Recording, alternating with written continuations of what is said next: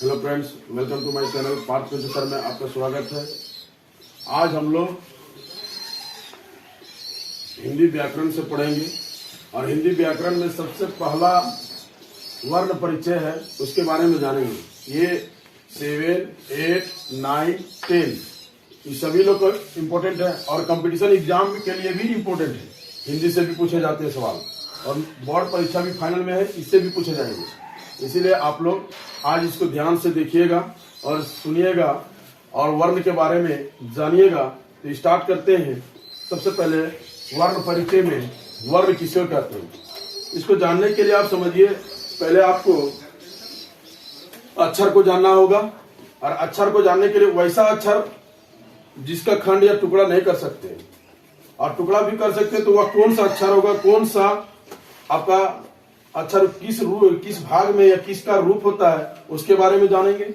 और वर्ण से ही आपको शब्द बनने मिलेगा और शब्द से वाक्य बनेगा। तो वर्ण पहले जानिएगा, तभी शब्द बना सकते हैं और शब्द बना करके तब वाक्य बना सकते हैं।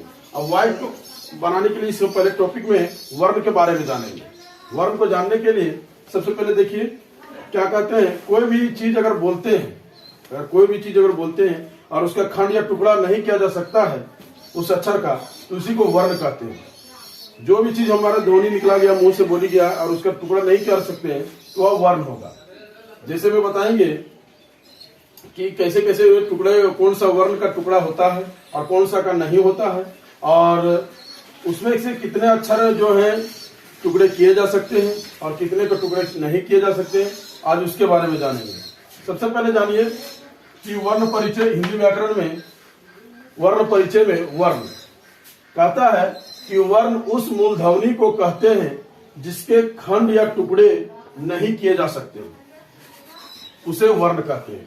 मतलब वर्ण उस मूलध्वनि को कहते हैं जिसके खंड या टुकड़ा नहीं किया जा सकता। कहने का मतलब जो बोलते हैं और उसका खंड या टुकड़ा नहीं होता है उसको वर्ण कहते हैं। कहने के मतलब जैसे या को आपको टुकड़ा नहीं करना पाएंगे, या को आप टुकड़ा नहीं कर पाएंगे। ई को भी टुकड़ा नहीं कर पाएंगे। ये खा के नीचे हलंत है, इसको बोलते हैं आधा खा, इसको बोलते हैं आधा खा। और इसके नीचे जो गा देख रहे हैं, गा के नीचे हलंत है, वो आधा गा का टुकड़ा नहीं होगा। क्योंकि अगर पूरा गा रहता, अगर पूरा गा रहता तब इसको हम टुकड़ा कर सकते थे। आधा गा प्लस, समझ रहे मेरी बात को, तभी क्या बन गया, पूरा गा। समझ रहे हैं? तो लेकिन आधा गा है, क्या है, आधा गा है, तो इसलिए आर हा भी के नीचे हलंत है, आधा है। आर के रा के नीचे हलंत है, आधा रा है। पूरा रा रहेगा तब तो टुकड़ा कर सकते हैं, लेकिन जो आधा आधा है, या ये देखो या ई ऊ जो देख रहे हैं, ये सब जो है उसका खंड या टुकड़ा नहीं कर सकते हैं। और का खा गा में जितना हलंत लग जाएगा, का के नीचे हलंत, खा के नीचे हलंत, गा के नीचे हलंत, घा के नीचे हलंत, ये सब जितना भी हलंत लगेगा वो क्या हो जाएगा, उसका टुकड़ा नहीं कर सकते। समझ रहे मेरी बात को? आगे बढ़ते हैं। जैसे मैं बता दिए, मतलब वर्ण उस मूलध्वनि को कहते हैं या उस आवाज को कहते हैं जिसका हम खंड या टुकड़ा नहीं कर सकते हैं, उसे मूलध्वनि, उसको वर्ण कहते हैं। अब कहते हैं वर्ण संकेत। लिपि को वर्ण संकेत भी कहते हैं। लिपि कहने का मतलब कोई भी चीज अगर हिंदी में बोलते हैं तो उसका वर्ण संकेत, उसको कुछ अक्षर का रूटीन बना होगा, उस अक्षर को पहचानेंगे तभी ना लिपि को जानेंगे। जैसे अंग्रेजी में होता है रोमन, हिंदी में होता है देवनागरी, तो हिंदी के अक्षर को जानेंगे, हिंदी में लिखा हुआ है तो क्या है, मतलब वो लिपि देवनागरी लिपि है। तो वही वर्ण संकेत से ही हम पहचान लेते हैं कि वह कौन सा लिपि है। समझ रहे मेरी बात? लिपि को पहचान लिए तो वर्ण संकेत भी पहचान लेंगे कि ये अच्छा, लिपि को जब जान लिया कि देवनागरी लिपि है तो हिंदी है, तो इसका मतलब वर्ण संकेत उसको करते हैं। आगे चलते हैं। वर्णमाला, मतलब वर्णमाला करने का मतलब अक्षरों जो वर्ण है, जो ध्वनि, उसको अगर समूह में मिला दिए तो वर्णमाला बन गया। क्या बन गया? वर्णमाला बन गया। मतलब वर्णों के समूह को वर्णमाला कहते हैं। जितने भी ये अक्षर देख रहे हैं, या, ई, आधा खा, आधा गा, ये सब जितना भी है सबको एक जगह जमा कर दिए। मतलब का, खा, गा, गा, ये सब जितना भी है, या सही दुर्गई, असो दुर्गो, री, ए, आय, ओ, आओ, अंगा नहीं, अंगा दूसरा में आएगा, मतलब इसी में आएगा। का, खा, गा, गा, वहां जितना भी चा, जा, जा, पा, बाबा, राला हुआ जितना भी है, समझ रहे, हाथ आगे समय जितना भी होगा उस सबको अगर एक जगह मिला दिया तो क्या बन गया? वर्ण माला। जैसे अंत का खा पढ़ते हैं कि नहीं, ये पढ़ते कि नहीं, तो एक जगह सबको अगर रख दिया तो क्या कहलाएगा? वर्ण माला। कहता है वर्णों के समूह को वर्णमाला कहते हैं। मतलब जितने भी वर्ण हैं, वर्ण मतलब समझिए, या यम या, क ख ग घ, च छ ज झ, ट ठ ड ढ, प ब ब भ, अंतस्य र ल व, मूर्धन्य धन्सा, तालिबिसा मूर्धन्य धन्सा हा, फिर ये ड, है, इसके बिंदु बिंदु है ना, फिर ढ, इसके बिंदु, ये सब जितना भी है। अब उसमें से कौन कौन नहीं आ रहा है? छत्रा नहीं आ रहा है, अज्ञा नहीं आ रहा है, नहीं आ रहा है, वो सब दो शब्द मिलकर बन रहा है। और क्या नहीं आ रहा है? देखिए जरा, और कौन नहीं आ रहा है? चाचा है, नहीं देख रहा है? कवर्ग से पवर्ग, वो हम बता देंगे अब क्या होगा। समझ रहे मेरे बात को?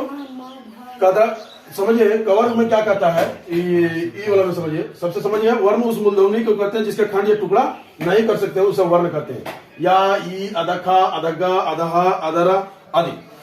वर्ण संकेत, लिपि को वर्ण संकेत भी कहते हैं। वर्णमाला, वर्णों के समूह को वर्णमाला कहते हैं। नोट में हम क्या लिख दिए? हिंदी में 48 वर्ण है, मतलब 48 ठो अक्षर हो गए, समझ रहे? 48 ठो अक्षर है हिंदी में, 48 ठो अक्षर है। इसी से सारा शब्द बनेगा, समझ रहे? इसी से सारा शब्द बनेगा। इसमें क्या कहते हैं? स्वर। देखिए, वर्ण दो प्रकार के होते हैं, एक स्वर्ण वर्ण और एक व्यंजन वर्ण, समझ रहे? तो वर्ण दो प्रकार के होते हैं, एक स्वर्ण वर्ण और एक व्यंजन वर्ण। अभी परिभाषा नहीं लिखाएंगे आपको। ये स्वर्ण वर्ण और एक व्यंजन वर्ण। तो स्वर्ण वर्ण के अंतर्गत में क्या आते हैं? या, यमे, हसई, दीर्घई, हर्षऊ, दुर्गऊ, री, ए, आ, ओ, आ। ये वर्ण अंगा नहीं आएंगे। अंगा देखिए लास्ट में है, ये देखिए, समझ रहे? ये आओ तक आएंगे। जो अक्षर मेरा कितना मिलते हैं? 11। हमको लाना कितना है? 48। समझ रहे मेरी बात को? 48 होते हैं वर्ण। कितना होता है? 48। उसमें से हमको 11 पता चल गया कौन सी है? स्वर्ण वर्ण। पूछेगा परीक्षा में आप लोगों को, स्वर्ण वर्ण कितने अक्षर के होते हैं? तो या तो कितने वर्ण आते हैं उसमें? तो 11। कौन को? या, यमे, या, हसई, दीर्घई, हसऊ, दुर्गऊ, री, ए, आ, ओ, आ। ये स्वर्ण वर्ण होंगे, ठीक है? व्यंजन वर्ण, क, ख, ग, घ, अंगा में इसको कहते हैं कवर्ग। इसको क्या कहते हैं? कवर्ग। तो इसी प्रकार हम लिख दिए, कवर्ग से पवर्ग। हाँ, कवर्ग से पवर्ग, मतलब कवर्ग में का, खा, गा, आ गया, अंग आ गया। फिर चवर्ग में आएगा चवर्ग, उसको बोलते हैं चवर्ग। चवर्ग को कहते हैं, जैसे पहला अक्षर का लग गया इसे कवर्ग, और पहला अक्षर चा लग गया तो चवर्ग। तो चवर्ग में आएगा च, छ, ज, झ, या। और फिर टवर्ग, टा लग गया तो टवर्ग, टा, ठा, ढा, मूर्धना हो गया। फिर आ जाएगा तवर्ग, त, थ, द, ध, ना। फिर आ जाएगा पवर्ग, प, फ, ब, भ, म। समझ रहे मेरे बात को? तो क्या अक्षर हुआ? 25 गो। क, ख, घ, उमा हो गया 5 गो। इसी तरह सब 5 गो, 5 से 5 तक चलेंगे तो 5 5 25। तो ये क्या हुआ आपका? ये व्यंजन वर्ग के हुए। समझ रहे मेरा? आप व्यंजन वर्ग के बता रहे हैं। इस वर्ग के 11 को मिल गया आपको, तो स्वर के 11 को। तो व्यंजन में आपको कवर्ग से पवर्ग तक कितना मिला? 25। कितना मिला? 25। कवर्ग से पवर्ग तक 25 को मिला। उसके बाद उसके अलावे अंतस्या, र, ल, व, 4। देखिए कवर्ग से पवर्ग जो है 25 ठो, वो आएगा स्पर्श व्यंजन। स्पर्श मतलब कुछ छूटते हुए जा रहा है आपका शरीर, मतलब जो मुंह के अंतर्गत में जो आपको कुछ ना कुछ आप छूते हुए जाएगा, उसके बारे में बताएंगे आपको। पहले जान लीजिए उसको क्या कहते हैं। जो कवर्ग से अगर कवर्ग से पवर्ग समझ गया, कवर्ग से पवर्ग समझ गया, मतलब कवर्ग, चवर्ग, टवर्ग, तवर्ग, पवर्ग। समझ रहे? का, खा, गा, उमा, चा, छ, ज, झ, टा, ठ, ड, ना, मूर्धन्य, ता, थ, द, ना, पा, फ, ब, म। ये हो गया कवर्ग से पवर्ग, मतलब 25। इसको बोलते हैं स्पर्श व्यंजन। इसको क्या बोलते हैं? स्पर्श व्यंजन। और उसके बाद बोलते हैं अंतस्या, र, ल, व। ये 4 अक्षर है जो अंतस्थ व्यंजन। इसको क्या बोलते हैं? अंतस्थ व्यंजन, मतलब अंदर से निकलेगा। बताएंगे उसको। तालिबिसा, मूर्धन्य, धन्सा, हा, ये 4 गो है ऊष्म व्यंजन। ये क्या है? ऊष्म व्यंजन। उसके बाद ड, ढ, ये हो गए दो हो गए। ये ड और ढा, ये क्या हो गए? 2 हो गए, 2 व्यंजन हो गए। ये अलग से, इसका कोई माने नहीं, अभी मतलब इसका दिखाएंगे। 5वां नंबर में आते हैं अनुस्वार और विसर्ग। अनुस्वार और विसर्ग, ये हो गया 2 ठो। अयोग वाह, अयोग वाह, मतलब 2। अब मिला के देखिए 11, 25, 36, 4 40, 4 44 और 2 46 और 2 48। समझे मेरी बात को? एक बार और रिपीट कर देते हैं, समझ लीजिएगा आसानी तरीका से। वर्ण उस मूलध्वनि को कहते हैं जिसका खंड या टुकड़ा नहीं कर सकते, मतलब उसको हम तोड़ नहीं सकते। जैसे में या, ई, अदखा, अदगा, अदहा, अदरा आदि बहुत सारा होंगे। वर्ण संकेत, लिपि को वर्ण संकेत भी कहते हैं। वर्णमाला, वर्णों के समूह को वर्णमाला कहते हैं। जहां सब अक्षर रह जाएंगे एक जगह पर, वो क्या कहेंगे? वर्णमाला। इसमें हिंदी में पूछेगा आप लोग का 8 क्लास के फाइनल पूछेगा कि हिंदी वर्णमाला कितने हैं, हिंदी में वर्णमाला कितने, या हिंदी में वर्ण कितने हैं। हिंदी में वर्ण कितने, तो जानिएगा 48। आपको अंदाजा पूछ देगा कि स्वर्ण वर्ण कितने होते हैं, तो बोल दीजिएगा 11। स्वर्ण वर्ण कितने होते हैं, बोल दीजिएगा 11। कौन कौन? तो उसमें अनुस्वर और विसर्ग छोड़ करके बाकी सारा बता दीजिएगा। या, सही, दीर्घई, असौ, दीर्घौ, री, ए, आय, ओ, आव, ये 11। पूछेगा व्यंजन वर्ण कितने होते हैं, तो बोल दीजिएगा व्यंजन वर्ण। अब 48 में से 11 को घटा दीजिए, 48 में से 11 घटा दीजिए, कितना बचा?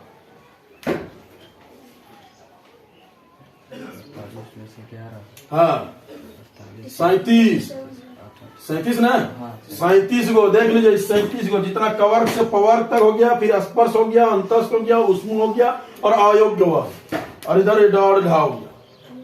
देख रहे हैं कि नहीं? समझ आ रहा है मेरी बात को? तो ये समझिए, पूछता है यहाँ परीक्षा में कि वर्ण में स्वर्ण वर्ण कितने आते हैं, तो 11। स्वर्ण वर्ण कितने आते हैं? 11। और व्यंजन वर्ण कितने आते हैं? व्यंजन वर्ण पूछेगा तो बोल दीजिएगा 37। आप पूछेंगे कि हिंदी में वर्ण कितने होते हैं, तो 48 मतलब 48। अब उसमें पूछेगा कि अंतस्थ व्यंजन कितने होते हैं, तो 4। अंतस्थ व्यंजन 4। समझ रहे मेरी बात को? कोई पूछ दिया उष्म व्यंजन कितने होते हैं, तो 4। पूछ देगा कि अयोग्य व्यंजन कितने होते हैं, अयोग्य व्यंजन 2। और कहेगा एक्स्ट्रा एक और 2 होता है, ड, ढ। समझ रहे मेरी बात को? ये इतना व्यंजन है जो आपको मतलब यहाँ बता रहे हैं। वर्णों के समूह को वर्णमाला कहते हैं। नोट में हिंदी में 48 वर्ण, जिसमें से स्वर्ण वर्ण के 11, स्वर्ण वर्ण के 11 और व्यंजन वर्ण के 37। स्वर्ण वर्ण के 11 में या, एमिया, अचई, दीर्घई, असौ, दीर्घौ, री, ए, आय, ओ, आव, 11 हो गया। व्यंजन वर्ण के कवर्ग से पवर्ग तक 25, कवर्ग से पवर तक 25, इसको बोलते हैं स्पर्श व्यंजन। ठीक है, कवर्ग से पवर तक 25, इसको बोलते हैं स्पर्श व्यंजन। अंतस्य रा, ला, हुआ, ये 4 हो गए, हो गया अंतस्थ व्यंजन। तालिबिसा, मूर्धन्सा, दंसा, हा, ये हो गया उष्म व्यंजन। ड और ढा, ये 2 अलग से व्यंजन आएंगे। अब ये आएंगे ही व्यंजन में, और अनुस्वार और विसर्ग दोनों जो है अयोग व्यंजन, अयोग वह व्यंजन है जो 2 उठवाते हैं। समझ में आया आप लोग को?